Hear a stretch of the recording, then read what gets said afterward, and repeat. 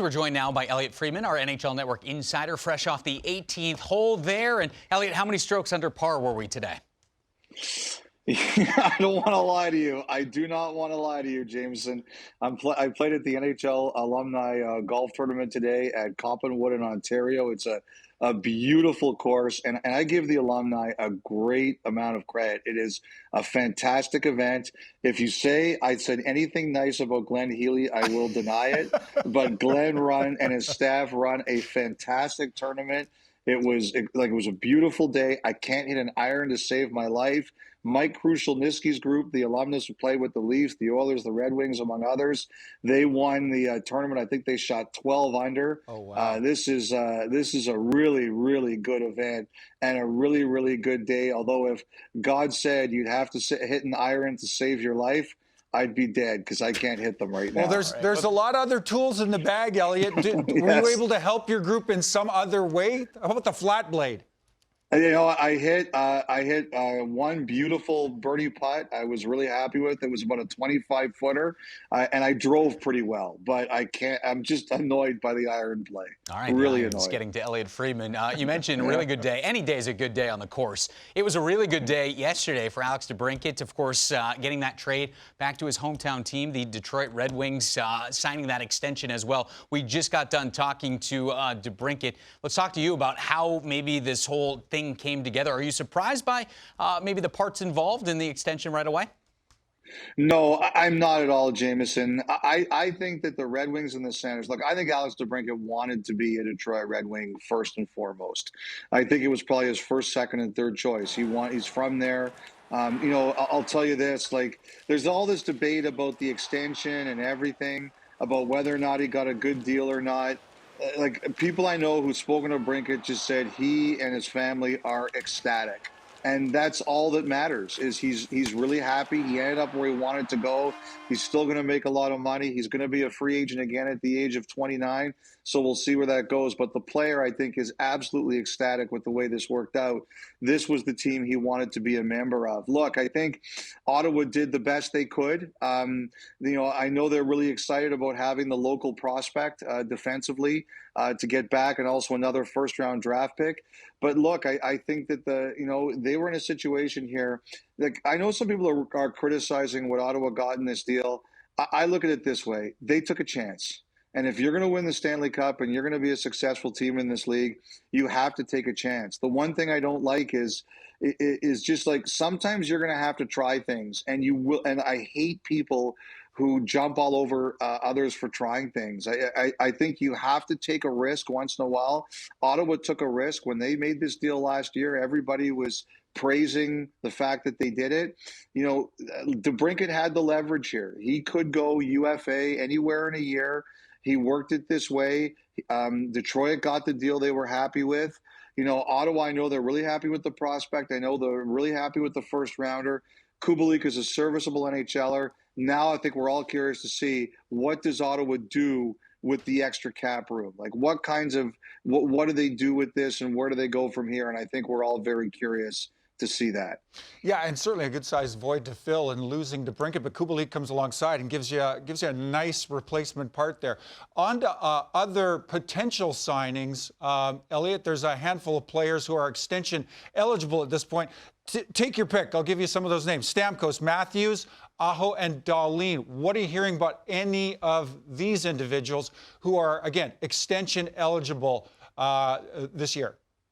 You know, Stamkos, I saw his agent, Don Meehan, and Julian Brisebois talking at the draft, and I said, you know, does this mean a Stamkos extension is coming? And, you know, everybody just said, you know, just tone that one down, way too, not happening immediately. I've always believed that one will get worked out. Like, to me, Stamkos is a Lightning, and I don't see him wanting to be anywhere else based on the last time it'll happen. So I'm always optimistic that one's going to work out. Matthews, I think that one's going to work out. I wouldn't be surprised if it happens at some point this summer. I think it's going to be somewhere between 3 and 5 years. I think on average annual salary will make him the highest paid player in the NHL. I don't know the exact timeline on it. Stu, but I do think that's going to get done. And I don't think we're going to have to wait like an absurdly long time for that one to happen. Aho, I believe that the Hurricanes and Aho, like I think Carolina's in a bit of a holding pattern right now. I think they're one of the teams that's still in on Carlson. I think they're one of the teams that's still in on Tarasenko. I think they've got a lot of business going on. Like there's this Tony DeAngelo trade, which we all think is going to happen.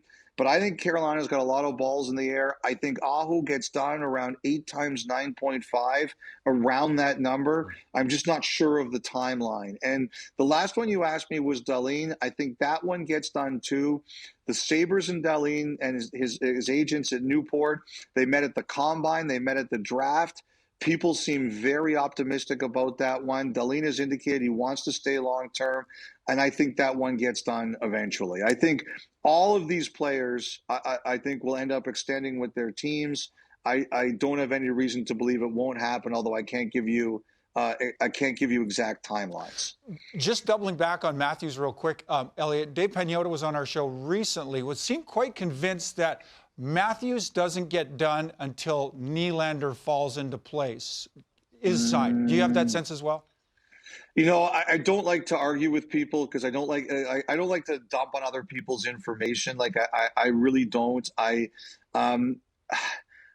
just the thing I'll say about this is, again, I don't want anyone to take this as a criticism of Dave, who I think does really good work. I don't know that it's going to happen that way, Stu. And the reason is, I'm just not convinced. Like with Nylander, the issue I have is I don't think Nylander will take a discount if he doesn't think other players are going to take a discount.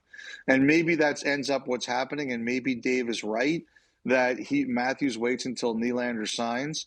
But I just don't think Nylander is going to sign if he doesn't think other players are going to take a little less money too. So I have a feeling that if he doesn't think that Matthews is going to take a little less, or Marner is going to take a little less, I don't think he's going to sign. And then unless his philosophy changes, and then I think Matthews gets done anyway. Interesting.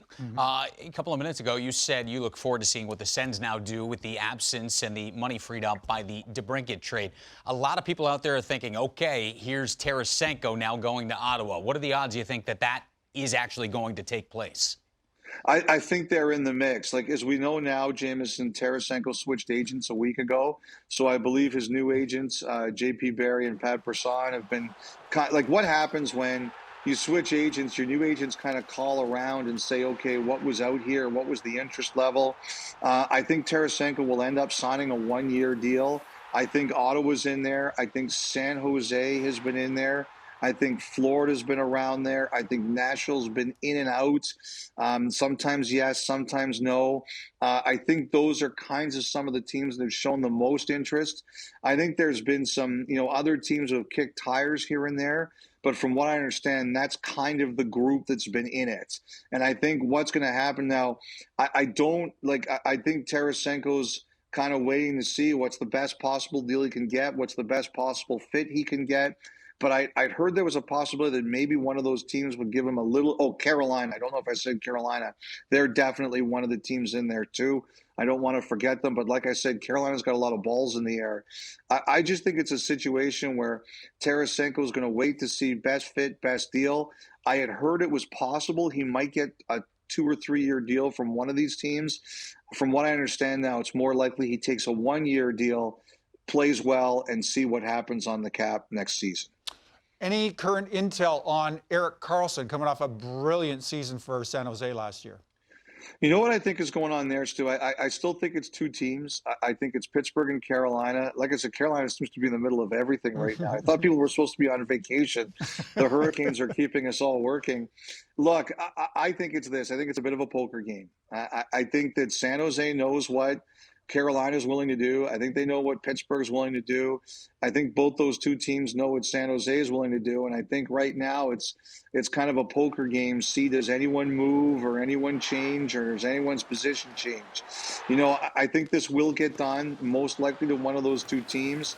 I just think it's a situation right now where no one is 100% happy, so we're not there. And I think if we learned anything with DeBrincat, somebody has to be willing to move to kind of change the whole pulse and where things stand. And so I think the question is going to be is, who's willing to bend a little bit to get this done. All right, Elliot Friedman, terrible with his irons in the fairway, very good with his hockey insight. Elliot, we appreciate the insight. We'll let you get back to the festivities. Guys, have a great night.